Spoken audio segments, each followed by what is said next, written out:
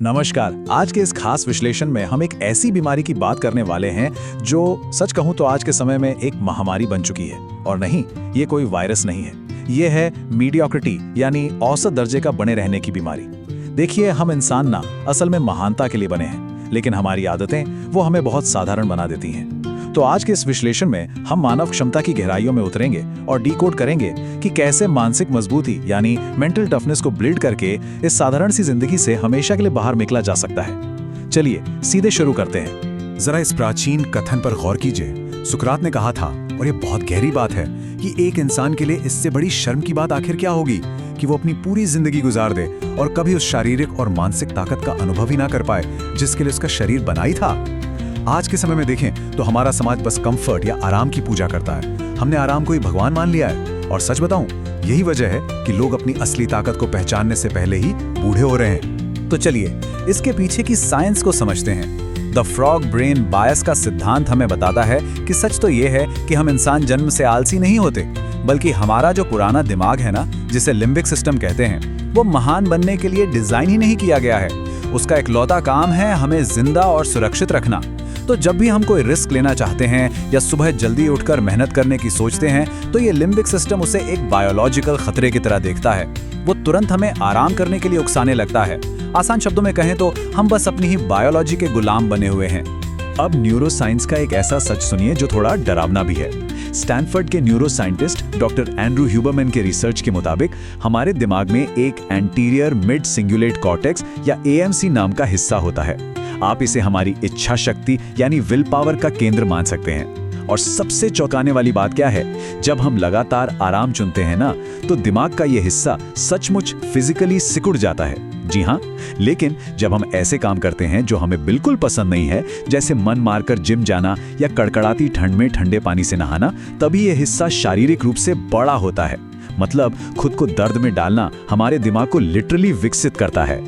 इसे ऐसे सोचिए, एक तरफ है हमारा करंट सेल्फ, जो आज हम हैं, डिजिटल स्क्रीन्स, जंक फूड और इस आराम के नशे में पूरी तरह से सुन। और दूसरी तरफ है हमारा पोटेंशियल सेल्फ, जो हम बन सकते हैं, लेकिन वो मखमल के गद्दों पर नहीं, बल्कि संघर्ष और मेहनत की आग में तपतर ही मिलेगा। अब इन दोनों के बीच जो दूरी है ना, वो अंदर से एक अजीब सा खालीपन पैदा करती है। अक्सर लोग इस खालीपन या दर्द को भुलाने के लिए बस घंटों रील स्क्रॉल करते रहते हैं, लेकिन असलियत तो यही है कि ये खालीपन केवल और केवल संघर्ष से ही भर सकता है।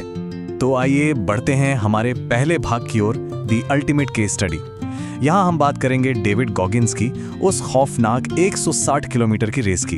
ये सब असल जिंदगी में कैसे काम करता है, इसे समझने के लिए दर्द सहने की सबसे बड़ी मिसाल को देखते हैं। बिना किसी खास तैयारी के शुरुआत की और 12 घंटे के अंदर डेविड गॉगिन्स ने 112 किलोमीटर पूरे कर लिए। लेकिन फिर उनके शरीर ने जवाब दे दिया।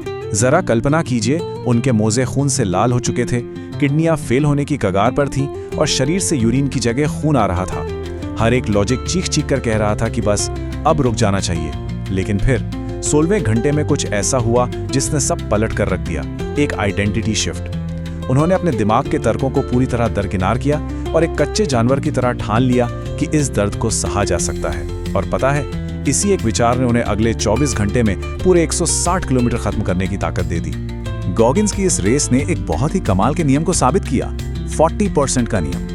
देखिए, जब हमारा दिमाग चिल्लाने लगता है ना कि शरीर पूरी तरह टूट चुका है और अब एक कदम भी आगे नहीं बढ़ा जा सकता, तो असल में उस वक्त हमने अपनी क्षमता का सिर्फ 40% ही इस्तेमाल किया होता है। सोचिए, एक बहुत बड़ा हिस्सा यानी पूरी 60% क्षमता हमारे रिजर्व टैंक में अभी भी बिल्कुल अनछुई पड़ी होती है।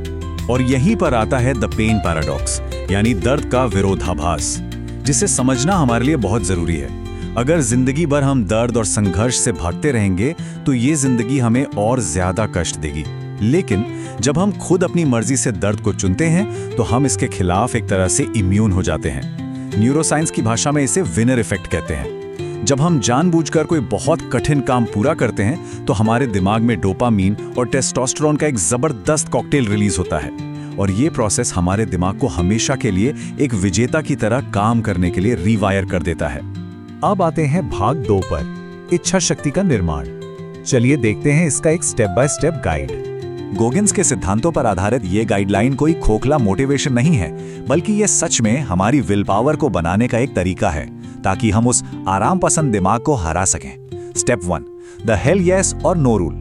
मतलब अगर हमारा कोई लक्ष्य हमें अंदर से डराता नहीं है तो वो बहुत छोटा है, हमें सेफ खेलना बंद करना होगा।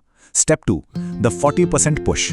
जब भी लगे कि शरीर अब और नहीं झेल सकता, तो याद रखिए ये सिर्फ 40% है। खुद को बस 5 मिनट और आगे धकेलना है। और अंत में स्टेप 3, किल द विक्टिम। यानी ये जो हम अक्सर कहते हैं ना, मेरे साथ बहुत बुरा हुआ या मेरा बैकग्राउंड ही खराब है, इन सारी मनगढ़ंत कहानियों को उठाकर सीधे कचरे में डालना होगा। अपनी समस्याओं का हल हमें खुद ही निकालना पड़ेगा। इसके अलावा अपने पुराने दिमाग पर पूरी तरह कंट्रोल पाने और इस आराम की लत को जड़ से उखाड़ने के लिए हमें रोजाना ये 3 खास आदतें अपनानी होंगी। पहली, द अकाउंटेबिलिटी मिरर। हर रात शीशे के सामने खड़े होकर खुद से एकदम सच बोलना। ये सेल्फ लव के नाम पर खुद को बेवकूफ बनाना बंद करना होगा। दूसरी आदत, रोजाना ठंडे पानी से नहाना।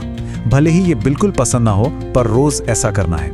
और तीसरी, जब हम बुरी तरह से थक चुके हों, चूर चूर हो गए हों, तब भी कोई किताब उठाकर उसके 10 पन्ने पढ़ना। ये छोटी छोटी आदतें ही हमारे दिमाग को असल में बताती हैं कि इस शरीर का असली बॉस कौन है। आपको 1960 के दशक का एक बहुत ही खौफनाक वैज्ञानिक प्रयोग बताता हूँ, यूनिवर्स 25। इसमें चूहों के लिए एक स्वर्ग जैसा माहौल बनाया गया। असीमित खाना, पानी और भरपूर आराम, कोई संघर्ष नहीं था। और आपको पता है इसका नतीजा क्या हुआ? इस असीमित आराम की वजह से चूहे बेहद आलसी हो गए, बिना बात के आपस में लड़ने लगे और अंत में उनकी पूरी आबादी ही खत्म हो गई। बिना किसी संघर्ष के समाज और दिमाग दोनों सड़ जाते हैं। अगर ध्यान से देखें तो आज का हमारा समाज, जहां हर चीज के लिए बस एक बटन दबाना है, नेटफ्लिक्स है, आरामदायक सोफे हैं, कहीं ना कहीं इंसानों के लिए ये भी एक यूनिवर्स 25 ही बनता जा रहा है, जो बिल्कुल खामोशी से हमारी क्षमताओं की हत्या कर रहा है।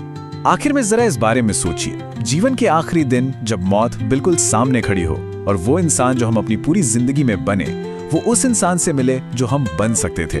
अगर उन दोनों अजनबियों के बीच एक बहुत बड़ा अंतर हुआ ना, तो सच में वही जीवन का असली नर्क होगा। लेकिन अगर वो दोनों बिल्कुल एक जैसे दिखें, यानी हमने अपनी पूरी क्षमता का इस्तेमाल कर लिया, तो वो स्वर्ग से कम नहीं होगा।